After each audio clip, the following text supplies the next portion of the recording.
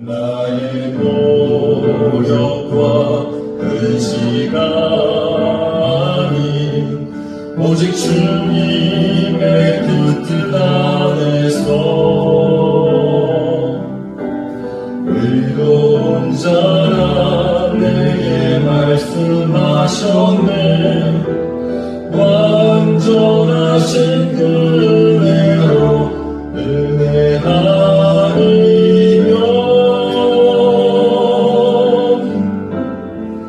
나서지 못하네. 십자가의 그 사랑 능력 아니면 나서지 못하네. 은혜 아니면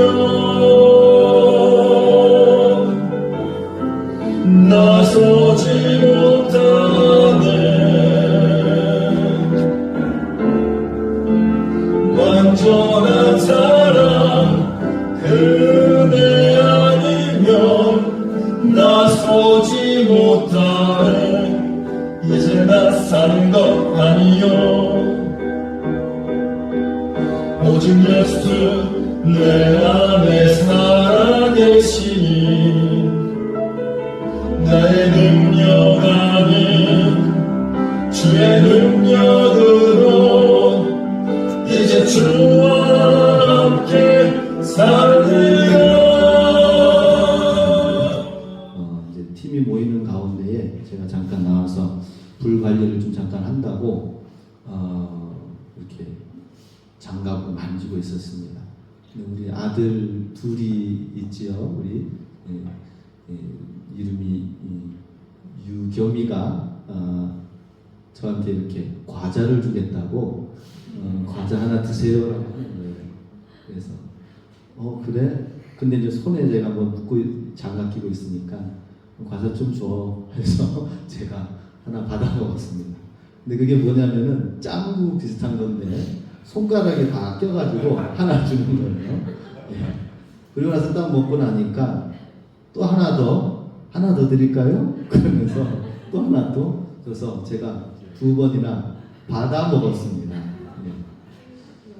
그런데 이제 그 전에 우리 유겸이와 유준이 저기 텃밭에서 좀 먼저 잠깐의 시간이 있었는데 고추도 따고 방울토마토도 따고 해서 그런 시간 가지라고 했더니 아주 그 시간들을 체험하는 시간을 잠깐 가졌습니다. 그런 시간이 있었기 때문에 또 제가 과자 먹을 때 이 아이의 이 소년의 눈을 바라보면서 입에 들어가는 과자를 보면서 좀 약간 이렇게 내가 누군가로부터 어린아이로부터 이렇게 받아먹은 적이 언제였던가, 제가 마치 어린 소년 시절로 돌아가서 그래서 친구와 함께 같이 나눠 먹었던 그런 시간들이 생각이 났습니다.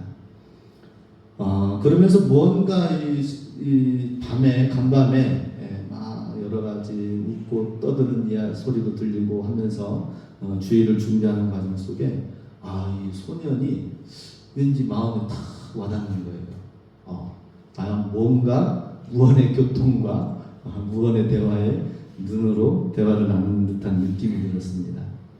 근데 예배가 그런 것 같습니다. 예배가 하나님과 내가 너에게 무엇을 주었느냐, 너는 나한테 어떤 것을 줄 수 있느냐, 뭔가 하나님과 함께 주고 받고 그러면서 정말 교통이 이루어지는 시간이 예배 시간이다 하는 것입니다. 오늘 이 예배 시간이 하나님과 깊은 교제, 교통의 시간이 되시길 주님의 이름으로 축복합니다. 생텍쥐페리의 어린 왕자라는 책이 있습니다. 거기 내용에 보면은 어린 왕자가 한 혹성에 사는데요, 아주 작은 성입니다. 거기에 이제 홀로 사니까 왕인가 봐요. 근데 장미 씨앗이 어떻게 날아와가지고 그 성에 뿌려지고 심겨져서 싹이 나고 장미가 피었습니다. 그런데 그 장미에 꽃만 피는 것이 아니라 가시도 피는 것이었어요. 꽃을 보았을 때는 굉장히 기뻤고 아름답다 하고 했지만 가시를 보았을 때는 싫은 거예요. 그래서 장미한테 이렇게 얘기합니다. 너는 아름답지만 가시를 가지고 있는 너의 모습은 교만해 보인다. 그러면서 그 교만한 장미 때문에 아름다움을 본 것이 아니라 가시를 통한 교만한 장미 때문에 거슬리면서 계속 괴로워하다가 그 별 혹성을 떠나가 버립니다. 여러 성을 별들을 다니다가 지구에 오게 됩니다. 지구에 와서 여러 사람들 만남을 갖게 되는데 여우를 만나게 되었습니다. 오늘 제목이 여우의 비밀이죠. 예, 요걸 알아서 말씀을 우리 함께 적용하면 좋겠습니다. 여우를 만나가지고 대화를 하다 보니까 여우를 통하여서 굉장히 많은 새로운 마음들이 생기게 되었습니다. 자기가 몰랐던 생각과 관점들 이런 것들이 생기게 되면서 내가 이제는 나의 그 장미 가시 있는 장미 홀로 남겨져 있는 거기에 내가 다시 돌아가야 되겠다는 생각을 갖게 되었다라는 것입니다. 여우와 무슨 대화를 나눴길래 여우에게 어떤 것이 있었기 때문에 다시 내 성으로 돌아가서 내 장미 가시가 있는 장미를 만나야 되겠다 하고 돌아가게 되었을까? 여우가 헤어지면서 나에게는 한 가지 비밀이 있다라고 이야기를 합니다. 그것은 무엇이냐면 아주 간단하다라고 하는 거예요. 그것은 모든 사물을 여우의 비밀이 무엇이냐? 모든 사물을 겉으로 보는 것이 아니라 외면으로 보는 것이 아니라 마음으로 바라보면 보는 것이다 라는 것입니다. 그러면서 중요한 것은 눈으로 보이지 않는 것이다 라는 이야기를 합니다. 그러면서 우리가 한 가지 이제 이런 얘기가 나오죠. 그림이 쫙 이렇게 있는데 능선같이 있는데 어떻게 보면 모자처럼 생겼어요. 이게 무엇이냐라고 말할 때 모자요라고 대부분 얘기하지만 그게 모자가 아니라 자세히 속을 들여다보면은 겉모습은 모자 같지만 멀리 외관상으로 모자 같지만 그것은 거대한 보아뱀이 코끼리를 먹었고 삼켜가지고 생겨난 모양이다. 그 속에는 코끼리가 있다라고 하는 것입니다. 그러면서 겉으로 드러나 보여진 그것만이 전부가 다가 아니다라는 것을 마음에 품고 마음으로 또 다르게 그 내면을 살펴보겠다. 중요한 것은 눈으로 볼 수 없는 것이다라는 것을 가지고 이 어린 왕자가 자기 별로 돌아가게 되었다라는 것입니다. 오늘날 우리가 살고 있는 이 시대도 겉으로 보기에는 그게 전부 다인 것 같고 그게 최고인 것 같은데 그게 아닌 것이 있습니다. 일본 동경 근교에 가보면은 디즈니랜드가 있습니다. 이번에 페이스북 보니까 제 친구도 디즈니랜드에 정순이 디즈니랜드에 가가지고 찍었는데 그냥 뭐 이렇게 만화에서만 나오는 뭐 이렇게 멋진 어떤 그런 건가 보다 했는데 실제 사진 보니까 와 너무 정교하게 너무 리얼한 세계로 만들어 놓은 것이 정말 대단하다라는 생각이 다시 한번 들었습니다. 그런데 그 일본 디즈니랜드는 다 일본 그 자금으로 해서 일본 기술로 일본 사람들이 그 손으로 직접 다 지었습니다. 그럼 그것이 일본 디즈니랜드가 일본 사람들 것이냐? 그게 아니다라는 것입니다. 거기에 있는 모든 내용은 다 미국에 있는 우리 미국 친구가 있는데 미국의 디즈니랜드에서 다 차용해가지고 문화 콘텐츠를 얻어가지고 온 것입니다. 그러니 열심히 일본에서 그 멋진 공간들로 다 해가지고 벌어들인 그 돈 가운데 많은 부분들이 미국의 월트 디즈니사로 흘러가게 된다라고 하는 것입니다. 눈에 보이는 일본이 차지하고 있는 이 건물과 디즈니랜드 이것이 사실은 어떤 노란 책 커버로 된 매뉴얼 그 책자 그 안에 몇 가지만 받아가지고 온 그것으로 진짜 손도 대지도 않고 코를 푸는 격으로 미국 디즈니랜드가 많은 부분들을 번 돈에서 가져가게 된다는 것입니다. 그러니 우리 정말 중요한 것은 눈으로 볼 수 없는 것이다 라는 여호와의 비밀을 얘기하는 것을 보게 됩니다. 오늘 본문 말씀은 무엇입니까? 느헤미야서 4장 말씀. 이스라엘 백성이 죄악 가운데 결국에는 포로로 끌려가서 70년 동안 하고 그 복역을 다 마치고 돌아왔지만 돌아오는 사람들이 많이 있는 듯 하지만은 힘써 왔지만 여전히 남아있는 바벨론에 남아있는 사람도 많이 있었습니다. 믿음을 가지고 와서 그 70년간의 정착된 삶의 터전을 버리고 다시 가나안 땅 예루살렘 성벽에 와서 성벽을 쌓고 나중에 성전을 짓는 그 과정을 성벽을 회복하는 과정에 있는 이야기가 느헤미야 오늘 본문 내용입니다. 예루살렘 성벽을 자기의 모든 70년간의 70년이면 어떻습니까? 3대 혹은 4대까지 있는 그 뿌리가 내리고 정착되어진 땅을 벗어나와 가지고 믿음으로 하나님의 나라를 다시 건설하겠다라는 그 한 가지 마음으로 와서 얼마나 힘들고 어려운 과정 속에 예루살렘 성벽을 쌓을까 하는 것입니다. 그런데 그 자체만으로도 힘든데 주변의 사방의 동서남북의 적들이 쳐들어와서 조롱하고 싸우자고 하면서 그 건축하는 것을 성벽을 쌓는 것을 해방하고 방해하는 것이었습니다. 그 자체만으로도 힘든데 이렇게 방해하는 무리들이 있다고 하는 것입니다.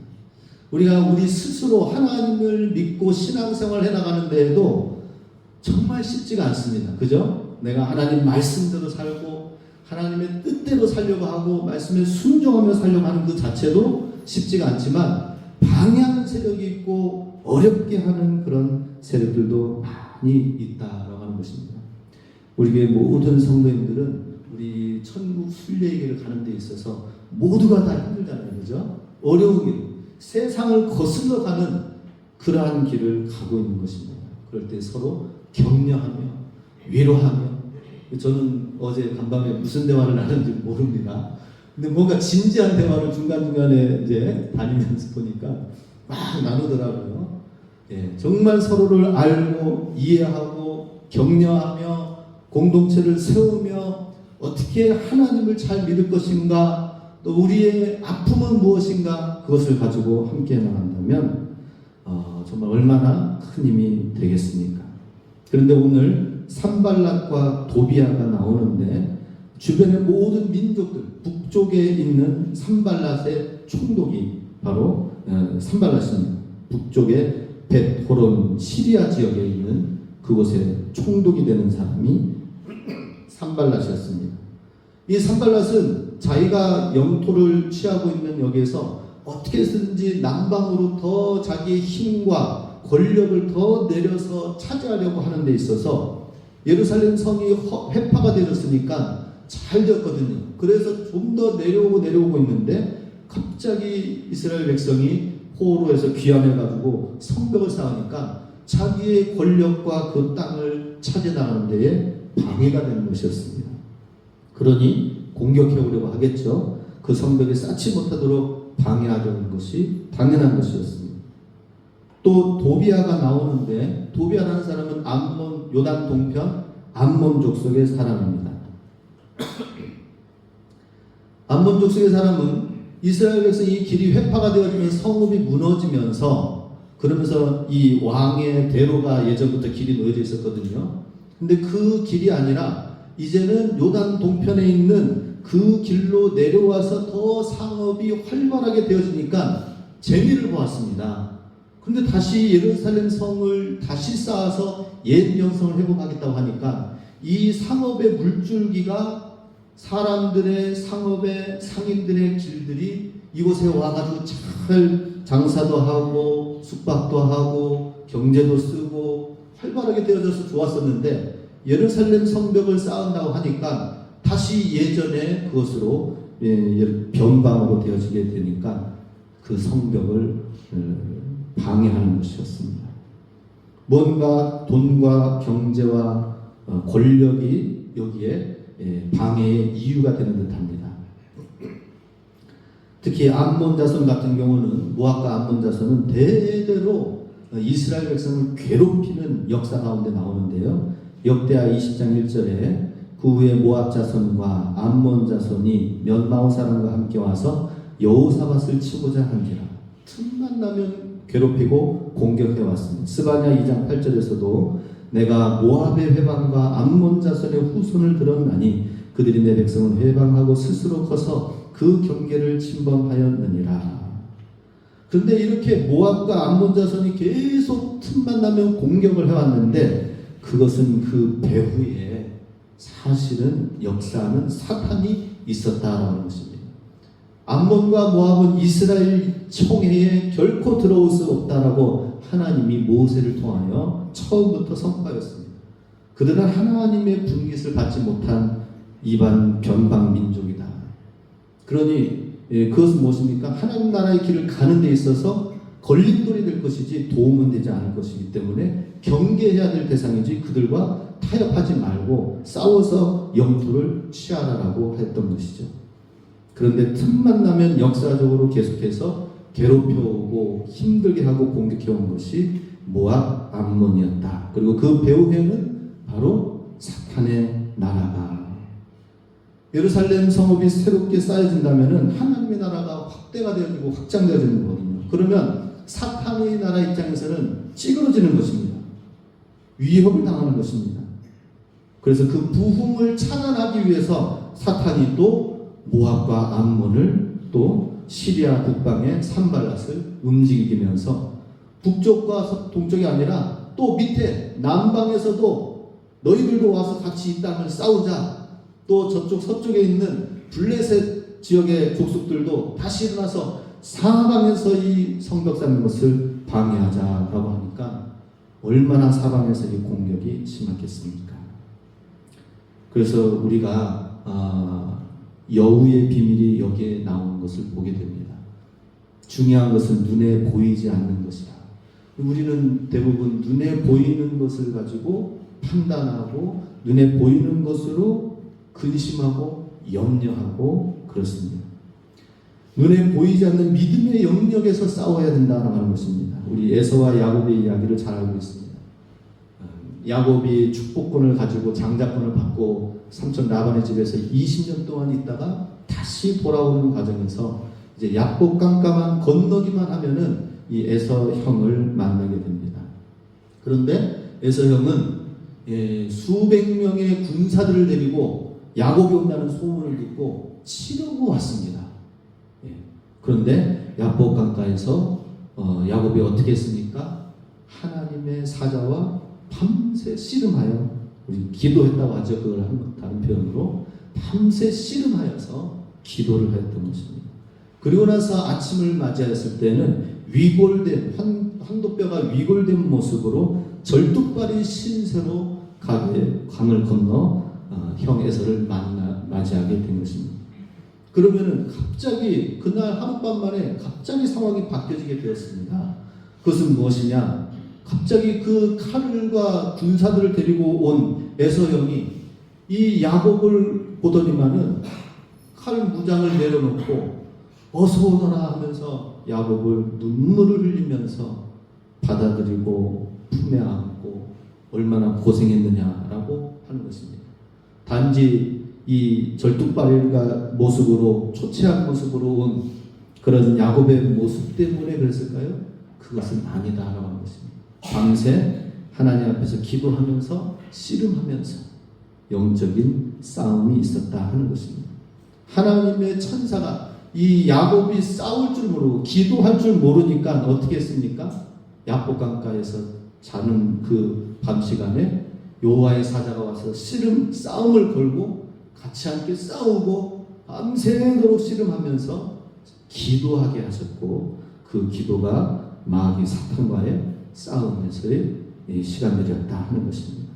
하나님은 때론 우리가 기도할 줄 모를 때 하나님이 찾아오셔서 기도하게 하시는 여러 가지 이유들과 상황을 놓게 됩니다. 우리 어떤 상황과 형편에서든지 기도 많이 하시기 바랍니다. 야복 강가에 기도를 해야 될 것입니다. 정말 간절한 기도를 해야 됩니다. 문제와 사건과 급한 일이 생겨서 그때만 기도할 것이 아니라 평소에 평강하다는 그때에 우리가 정말 기도해야 될 것이 무엇인지를 놓고 붙들고 기도해야 할 것입니다. 그래서 결국에는 에서와 야곱이 이렇게 만나게 된 화해가 된 것은 야복 강가의 기도를 통하여 사단과의 보이지 않는 싸움과의 승리를 통하여 화해가 주어지게 되었다라고 하는 것입니다. 자, 눈에 보이는 것은 에서입니다. 또 산발락과 도비아이지만 느헤미야가 또 기도를 하니까 하나님의 군대 마하나임 하나님의 군대가 그 사방의 적들을 어떻게 싸워야 될지 느헤미야서를 보면은 하나하나 싸워가는 과정들이 나오게 됩니다. 우리는 여기서 산발락과 도비아는 어떤 존재인가? 마귀, 그 배우의 마귀, 눈에 보이지 않는 배우는 환경을 만드는 힘이 있다는 사실을 우리는 알아야 됩니다. 사도 바울이 로마를 향하여서 복음을 전하러 갈 때에 그 복음을 전하러 가는 그 길목을 그냥 편안하게 가게 할까요? 마귀는 반드시 또 역사하는데 바닷가에 배를 타고 갔을 때에도 유라굴로 광풍이 일었습니다. 예. 거의 뭐 뱃사람들도 이제는 죽었다라고 하면서 그렇게 했을 때에 사탄의 방해받는 환경을 만드는 것이 사탄의 능력이다라고 하는 것입니다. 그러나 사도 바울은 어떻게 됐습니까? 유라굴로 광풍 속에서도 하나님을 향한 믿음의 사인을 받았습니다. 기도하면서 하나님과 교통하면서 사인을 받았어요. 절대 결코 반드시 생명을 가지고 유지해서 로마에까지 갈 테니까 염려하지 말고 요동하지 말고. 그러나 많은 사람들이 환경에 풍랑에 배가 부서지는 그 상황 속에서 이제 무너져가고 있었습니다. 선장도 이 죄수들을 다 죽이고 우리끼리만 빠져나가자라고 했을 때에 바울이 리더십을 가지고 그렇게 하지 말고 가까이 섬이 있으니까 거기로 가서 우리가 잘 나아가자 권면하면서 바울의 믿음의 리더십으로 섬에 도착하여 살게 되는 것을 보게 됩니다. 사탄은 이렇게 환경을 만드는 힘이 있습니다. 우리 이 예배를 드리는 데에도 방해하는 세력이 있지요. 하나님과 깊은 인격적인 교제를 하는 데 있어서 방해하는 여러 가지 문제들이 있습니다. 기도를 한다든지 예배를 드린다든지 꼭 예배를 드리려고 할 때에 무슨 문제가 생겨요. 자녀가 아프다든지 급한 일이 생겼다든지 아니면 가스불을 끄고 왔나 켜고 왔나 생각 안 되니까 집중을 못하는 거예요. 여러 가지 사탄은 예배에 나와서 사탄은 특별한 것을 감지하거든요. 기도하는 그것을 사탄은 감지하는 거거든요. 그래서 방해하는 거거든요. 그러면 그럴 때일수록 우리가 더 예배의 자리, 기도의 자리를 우리가 가져야 된다라고 하는 것입니다. 오늘 본문 3절에 보면은 마귀는 또한 환경뿐만 아니라 조롱과 낙심과 좌절을 갖게 하는 것을 보게 됩니다. 뒤 히터 좀 꺼주세요.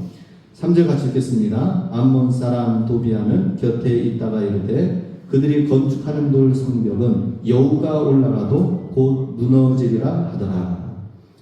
이 도비아가 이야기하면서 공격한 것이 싸워서 바로 나오지 아니하고 먼저 공격한 것은 지금 그렇게 성벽을 쌓는 모습을 보니까 그렇게 허술하게 짝이 없냐?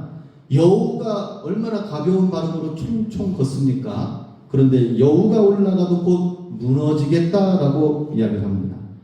그러니 사람의 마음을 막 긁어놓는 것이죠.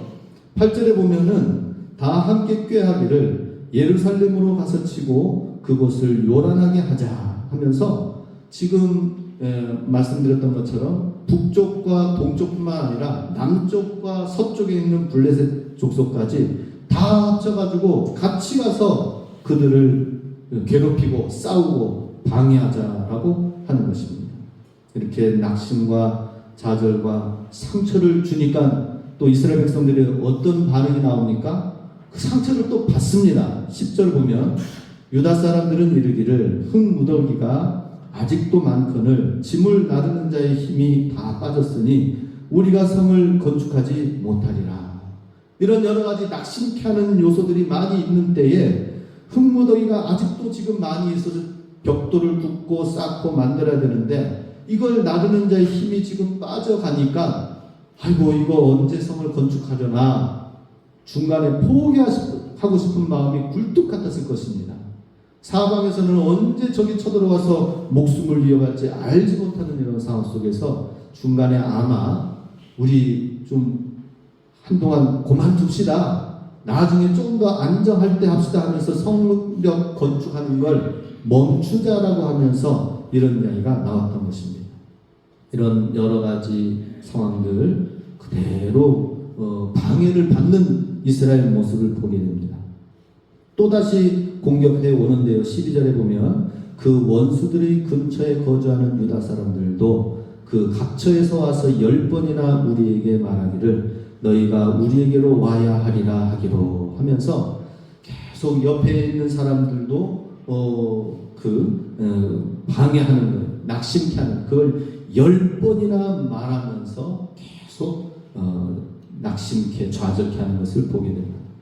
이런 상황 속에서 느헤미야가 대안을 보이는 것을 보게 됩니다. 14절 같이 있습니다. 내가 돌아본 후에 일어나서 귀족들과 민장들과 남은 백성에게 말하기를 너희는 그들을 두려워하지 말고 지극히 크시고 두려우신 주를 기억하고 너희 형제와 자녀와 아내와 집을 위하여 싸우라 하였느니라. 자, 여기서 우리가 기억해야 될 것이 있습니다. 어떤 말씀을 기억해야 되느냐? 주를 기억하고라는 그 말을 기억해야 됩니다.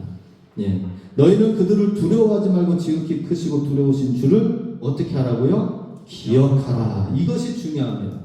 지금 이런 수많은 환경 속에서 우리가 할 수 있는 것, 그것은 하나님이 어떤 분이신지를 알고 두려워하면서 주님을 기억해야 된다. 기억한다는 이 자카르라는 말은 마음에 새겨서 기억하다는 말입니다. 마음에 새긴다는 것은 하나님이 어떤 일을 하셨는지 마음에 평소에 그 말씀을 잘 기억하였다가 마음에 새겼다가 어떤 상황 속에서 그 말씀이 떠올라서 기억나게 돼야 된다는 것이죠. 예. 근데 우리는 대부분 어떤 문제와 상황이 일어나면은 하나님 말씀 기억 못 합니다. 다 까먹습니다. 그리고 그냥 내 경험대로, 내 본성대로, 내 연약함대로 나아가는 것을 보게 됩니다. 예.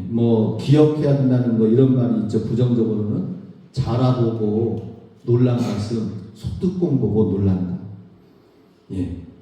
기억해야 될 것은 기억해야 되는데 기억하지 말아야 될 것은 우리가 기억하면서 예전에 상처받은 것 이런 것은 얼마나 많이 우리가 기억합니까? 그런데 오늘 느헤미야의 대안은 무엇입니까? 하나님이 어떤 분이신지를 알고 두려워하고 지극히 크신 두려우신 주를 기억하라라고 하는 것입니다. 다윗이 골리앗 앞에 섰을 때에 골리앗을 모두가 다 이스라엘 병사들이 다 두려워했을 때 다윗은 담대하게 나갔습니다. 이유는 무엇이냐? 골리앗 앞에 딱 서니까 기억하였어요. 무엇을 기억했느냐? 이전에 내가 양을 치면서 목동으로 있을 때에 하나님이 나에게 힘과 담대함을 주셔서 곰과 사자와 수많은 사나운 늑대들도 싸워 승리하게 하셔서 그때 하나님이 나와 함께 하신 그것을 내가 추억하고 기억을 하는데, 그런데 지금 그 하나님, 그 기억하고 있는 그 하나님이 동일하게 대상만 바뀌었지만 골리앗이 있어도 하나님이 나와 함께 하신다면 만군의 여호와 하나님의 이름으로 내가 나아갈 때에 문제가 되지 않는다라고 해서 정말로 싸워 승리한 것을 보게 됩니다. 문제보다 크신 하나님, 두려우신 하나님이 다윗의 현실이었다라고 하는 것입니다. 지금 이스라엘 백성들이 이렇게 포로로 있다가 다시 귀환하여 올 때에 그냥 귀환하여 돌아오게 하지 아니하고 하나님께서는 그 바벨론 왕을 통하여서 수많은 건축 자재들도 목재 필요한 것 있으면은 느헤미야야 더 내가 물질 재료도 건축 자재도 대주겠다 또 지나가는 데 있어서 어떤 족속도 해하지 않도록 내가 그 권리와 증을 주겠다. 또 여러 필요하다면 지도자들을 세워 보내겠다 해가지고 그 호의를 입고 오게 됐어요. 그것은 뭐 느헤미야가 잘나서 그런 것이 아니라 하나님이 어떻게 성벽을 다시 예루살렘을 재건하고 세울지를 하나님이 불어넣어 주신 힘과 능력이거든요. 사랑이거든요. 그러니 느헤미야는 그것을 기억하였습니다. 그죠? 하나님이 우리가 이 땅으로 올 때에 어떻게 힘을 불어넣어 주셨는가 하는 것입니다. 하나님을 기억하시기 바랍니다. 여호의 비밀을 우리가 먼저 알기를 원합니다. 눈에 보이는 것이 중요한 것이 아니라 눈에 보이지 않는 것이 중요하고 그 가운데에서 영적 싸움에서 보이지 않는 하나님의 말씀을 붙들고 하나님을 기억하고 눈에 보이지 않는 하나님의 능력을 붙들고 우리가 나아갈 때 어떤 상황과 환경에서도 승리하게 될 줄로 믿습니다. 다음 주일은 우리 원래 추수감사주일이 11월 셋째 주일이지만 이 오대산 지역에 있는 교회들은 새 주로 10월 달에 미리 앞당겨서 추위가 오기 때문에 드립니다. 추수감사주일이 무엇입니까? 필그림 청교도들이 그들의 신앙을 위하여서 영국을 떠나가지고 미개척의 땅 아메리카에 발을 붙여서 나아갔지만 정말 굶주림과 추위와 엄청난 시련 속에서 죽어가는 사람도 많이 있었지만 하나님을 믿었습니다. 하나님의 도우시는 손길을 기억하였습니다. 영국 땅에서 하나님의 말씀을 기억하고 말씀을 가지고 이곳에 왔을 때에 환경을 바라보지 아니하고 하나님을 기억하며 나갔을 때 보이지 않는 하나님을 말씀을 붙들고 나갔을 때에 결국에는 하나님께서 그 지역의 그 땅의 원주민 인디안들의 손길을 통하여 사랑과 호의와 양식을 받고 정착하게 되는 것을 보게 됩니다.